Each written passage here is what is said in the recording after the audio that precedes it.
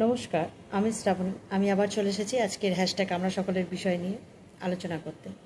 আজকের বিষয় দিয়েছে আমাদের প্রিয় দিদিভাই রঞ্জনা সেনগুপ্ত। খুব বাস্তব বিষয়টা।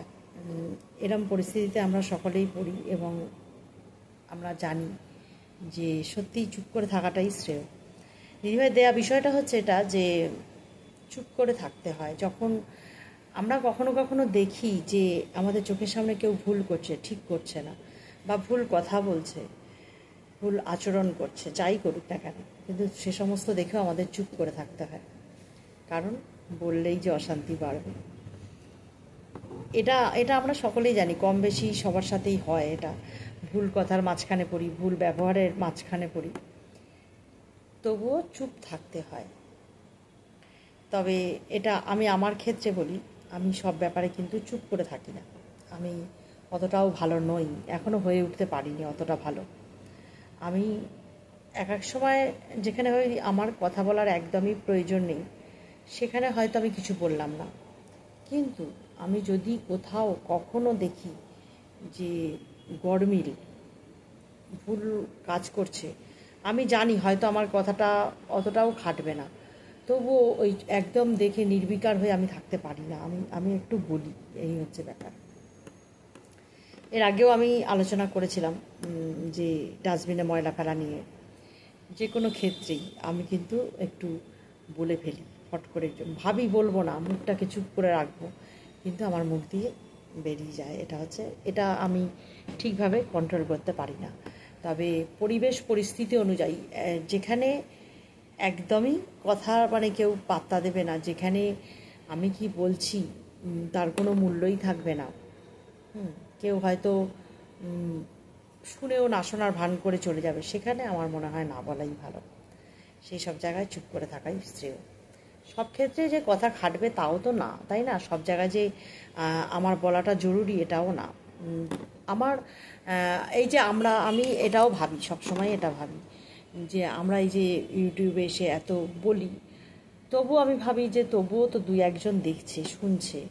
হ্যাঁ, এটা বুঝতে পারি। এটা ভেবেই কিন্তু আমরা বলি যে এটা আমার মনের কথা।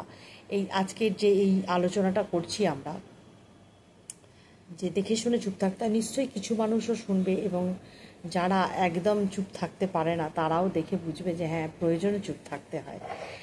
আমি দিদিভাইটা শুনেছি, মিষ্টিটা শুনেছি, দুজনেরটাই শুনেছি। খুব সুন্দর আলোচনা, মিষ্টিও খুব সুন্দর বলেছে। দিদিভাই তো বলেই যে দিদিভাই সবসময় অসাধারণ আলোচনা করে, সব কিছুর ব্যাখ্যাটা একদম নির্ভুল যাকে বলে, দিদিভাই এত সুন্দরভাবে বোঝান।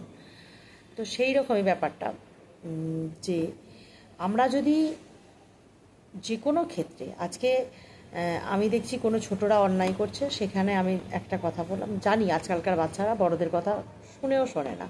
আমরা যেমন তবুও একটু ভয় পেতাম, আমাদের সময়টা বড়দের দেখে আমরা একটু সম্মান দিতাম, একটু লুকিয়ে যেতাম স্কুলের টিচারদের বা স্যারেদের, যদি জানতাম যে ওই পথে আসবে তাহলে আমরা একটু পথটাকে পরিবর্তন করতাম। এখনকার বাচ্চারা একদমই ঠিক তো ঠিক, ভুল তো ভুল, তুমি তোমার জায়গা থাকো, আমি আমার জায়গা থাকি, এরকম একটা ব্যাপার। কেউ কিছু বললেই চলবে না। তো যদি আমি দেখি যে একদমই আমার কথা শুনছে না, তাহলে আমি সেই সময়টার জন্য যদি চুপ করে যাই না, অনেক কার্যকরী হয়। কিন্তু একদমই কোনো কথা না, একদম মুখটা বন্ধ, তাহলে যদি নিজের বাড়ির বাচ্চারাও হয়, তাহলে পাঁচবারের একবার হলেও ভাববে যে কেন চুপ করে গেলাম। এই হচ্ছে ব্যাপার। তো চুপ থাকতে হয় বারবারই। আমরা দেখেছি যে এমন পরিবেশ আসে, এমন পরিস্থিতি আসে, এমন বাজে ব্যবহার আমরা কিছু মানুষের কাছ থেকে পাই, কিন্তু সবসময় যদি আমরা প্রতিবাদ করি না, তার কোনো মূল্য থাকে না। তখন না নিজের ওই যে একটা শরীরের মধ্যে একটা রাগ রাগ তৈরি হয়। তার থেকে যেখানে আমার এইরকম পরিস্থিতি আমি দেখব যে আচরণ বাজে বা কথা বাজে, তো সেই জায়গাটাকে যদি আমি এড়িয়ে যাই, একটু সরে যাই, চুপ করে থেকে আমি সেখান থেকে সরে গেলাম, আমার পছন্দ হলো না সেই জায়গাটা আর কি, বা সেই পরিবেশ পরিস্থিতিটা, তো আমি যদি চুপ থাকি তাহলে আমার মনে হয় খুব ভালো। এখন তো অনেক রকম, এত রকম খবর, এত রকম এত কিছু, ভিতরটা জ্বলে যায় সমস্ত কিছু শুনলে, জানলে, কিন্তু সব কিছুর প্রতিবাদ তো করতে পারি না। কিন্তু আমি বারবারই বলি যে আমার চোখের সামনে ঘটা যদি কোনো ঘটনা আমার চোখের সামনে ঘটছে, আর আমি দেখে কিছু বলবো না, এটা আমি একদম না, এতটাও ভালো আমি এখনও হতে পারিনি। আমি যদি দেখি যে এটা অন্যায়, তো অন্যায়। আমি অন্তত এইটুকু বলবো যে এটা অন্যায়, এটা ভুল, এইটুকু আমি অন্তত বলবো। আমি একদম কিন্তু পুরোপুরি চুপ থাকতে পারি না। দিদিভাই যেমন বলেছে যে চুপ থাকলেই ভালো, চুপ না হলেই তো অশান্তি। সত্যিই চুপ না থাকলেই অশান্তি। অনেক নানান কারণে যদি দুটো কথা মুখ দিয়ে বেরিয়ে যায়, তাহলে সেটা একটা অশান্তিরই সৃষ্টি করে। কিন্তু তা বলে তো এই নয় যে সমানে সেই খারাপ প্রার্থনা আমরা এখন শিখেছি অনেক ক্ষেত্রে সরে যাই, যে এখানে আমার বলে লাভ নেই। প্রার্থনা তো আমরা করব যে এখানে পরিবেশটা ভালো রাখো। এই যে মানুষের এইরকম আচরণ, এই যে মানুষ এত নিষ্ঠুর নির্দয়, এর ক্ষেত্রে আমরা হয়তো সারা দিনের পরে একটা সময় প্রার্থনা করবো যে মানুষকে একটু সুবুদ্ধি হোক, মানুষের মান একটু হুঁশ হোক, মানের সাথে একটু হুঁশ থাকুক। তাহলেই মানুষের হাত পা চোখ সব দিয়ে, মানুষের অবয়ব দিয়ে দান করিয়ে দিলেই সে মানুষ তো নয়। এটা হচ্ছে ব্যাপার।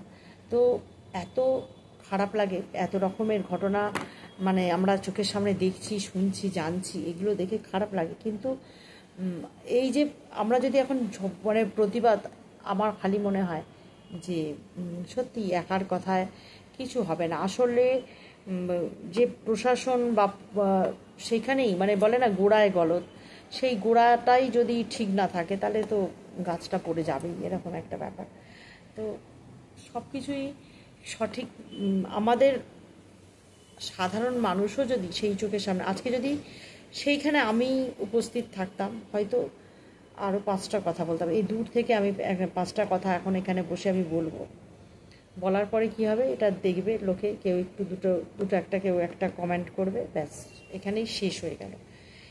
এর যদি আমরা আমাদের প্রশ্ন, এই যে এত প্রশ্নের পর প্রশ্ন আসছে, এই প্রশ্নগুলো কি আমরা সঠিক জায়গায় গিয়ে করতে পারছি না। তো সেক্ষেত্রে চুপই থাকি। কষ্ট হয়, ভিতরটা কষ্ট হয়, কিন্তু তবুও বলবো চুপ থাকাই ভালো। একদম সামনে খুব অন্যায় দেখে মুখ ঘুরিয়ে না চলে গেলে, কারোর যদি অসুবিধা দেখো সেখানে মুখ ঘুরিয়ে চলে যেও না। অন্তত তোমার দুটো কথাতে যদি কারোর সামান্যতম উপকার হয়, সেই দুটো কথা তুমি খরচ করো। এটুকুনি আমার এটা মতামত আর কি, যে যদি আমার দুটো কথায় একটুও যদি কিছু হয়, তাহলে আমি অবশ্যই আমার কথা খরচ করতে রাজি আছি। অবশ্যই আমি বলবো, আমি প্রতিবাদ করব। আমি সেমন কোনো দিনই ছিলাম না যে চুপচাপ হজম করে নেওয়ার মেয়ে ছেলে, আমি কখনো ছিলাম না, কোনো দিন ছিলাম না। যে আমি একদম যে সবসময় ঝগড়া করছি তা নয়, কিন্তু যে ঝগড়া করছি, কিন্তু আমি যে কোনো কথা একবার শুনবো, দুবার শুনবো, তিনবারের বার আমি তার উত্তরটা দেব। আর আমার সবসময় কিন্তু এইটা মনে হয় যে আমি যদি চুপ করে থাকি, এখনকার যে পরিবেশ পরিস্থিতি তৈরি হয়েছে, আমি কি বলতে চাইছি সেটা তারা বুঝতেও চাইবে না, জানতেও চাইবে না। আমারটা নিয়েই আমাকে ওই চেপে ভিতরে গুমড়ে গুমড়ে শেষ হতে হবে। কাজেই আমি বলবো, সে শুনুক। সেই মুহূর্ত না হলেও 5বারের একবার তার মনে হবে যে না, এটা সে বলছে, নিশ্চয়ই কিছু একটা ব্যাপার আছে। 5বারের একবার তার মনে হবেই। এই হচ্ছে ব্যাপার। আমি কি চাইছি, আমি কি বলতে চাইছি বা বলছি, সেটা আমি যদি না মুখ থেকে বার করলাম না, প্রকাশই করলাম না, তাহলে বুঝবে কি করে অন্যরা? যাদেরকে আমি বলছি তারা তো বুঝতেই পারবে না। আমি একটা দেখছি যে কেউ যদি আমার বাড়ির সামনে এসে আগুন লাগাবার চেষ্টা করে, আমি কি দেখে মুখ বুজে থাকবো?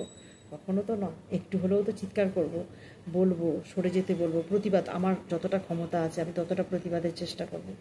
আমার সন্তানের গায়ে যদি কেউ বিনা কারণে কাদা ছেটায়, আমি কি তাকে ছেড়ে দেবো না তো। এটার মধ্যে কি একটা কথা হচ্ছে, আমার সন্তানকে আমি সেভাবেই তৈরি করব যাতে তার গায়ে কেউ কাদা না ছেটায়। সবসময় তো হয়ে ওঠে না, এই যে সেভাবেই তৈরি করব, সবসময় সেটা আমরা পেরে উঠি না। হয়তো কোনোভাবে সে হয়তো একটু দুর্বল মানসিকতা, তখন কিন্তু সেটা মেনে নিতে হয়, সহ্য যদি দেখি যে না, কিছু করার নেই। তবে আজ অবধি আমি কোনো কিছুর সম্মুখীন যদি বা হয়েছি, আমি কিন্তু চুপ থাকিনি, আমি প্রতিবাদ করেছি এবং তার ফলও পেয়েছি। এটা হচ্ছে ব্যাপার। আমি একদম চুপচাপ খুব সহ্য শক্তি আমার তা নয়। আমি এখন বরঞ্চ অনেকটা শিখছি যে না, এতটা বলা হয়তো উচিত না। আমি এখন নিজেকে অনেকটা চারপাশ থেকে গুটিয়ে নিচ্ছি যে না, যেখানে আমার বলার প্রয়োজন নেই সেখানে আর বলবো না, এটা হচ্ছে ব্যাপার। তো আজকের বিষয়টা নিয়ে এটা নিয়ে বললাম। দিদিভাই তুমি যদি শুনে থাকো অবশ্যই বলো। তোমারটা আমি শুনেছি, আমি প্রথম অর্ধেকটা কিছুক্ষণ শুনেছি, তারপরে আবার শুনেছি, মিষ্টিটা শুনেছি, খুব সুন্দর। দুজনেই খুব ভালো বুঝিয়েছো। কিন্তু তোমরা যেমন দুজনেই বলেছো যে আমরা চুপ করে থাকাই শ্রেয়, অবশ্যই চুপ করে থাকা শ্রেয়, তোমাদের সাথেও আমি সহমত, এখন বুঝি সেটা।